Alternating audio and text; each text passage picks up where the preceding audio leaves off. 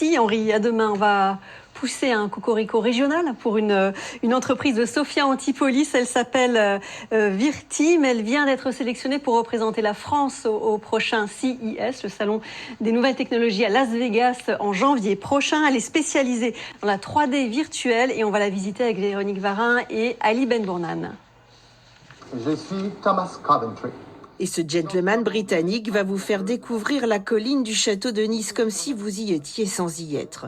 Même possibilité d'explorer le musée d'archéologie. Ces univers jumeaux virtuels ont été créés par la start-up Virteam.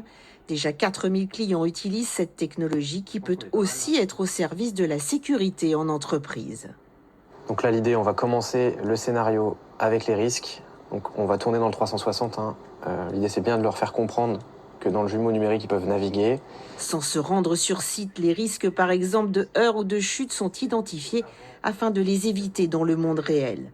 Depuis septembre, cette start-up azuréenne commercialise aussi une intelligence artificielle qui permet dans une entreprise de répondre à toutes les questions, comme comment refaire sa carte de cantine ou obtenir une grille de tarifs, une IA qui se veut souveraine et sécurisée. On a vraiment voulu créer avec Virteam Compagnon ce qu'on appelle une IA de confiance.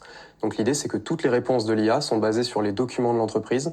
Elles ne proviennent pas de l'entraînement du modèle, elles ne proviennent pas d'Internet. Et toutes les réponses, elles sont sourcées, ce qui va vraiment permettre à l'utilisateur de vérifier ce qu'a dit l'IA et d'où provient l'information. Ça nous permet de garantir de ne pas inventer des choses qui pourraient nuire à l'utilisateur, que ce soit sur des procédures ou autre chose.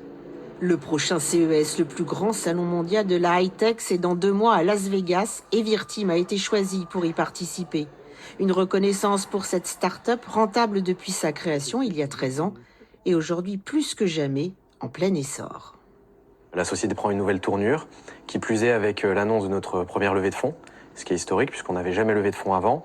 Le démarrage du CES va être aussi pour nous un élément crucial, puisque ça veut aussi dire qu'on s'attaque à un marché européen et plus uniquement français.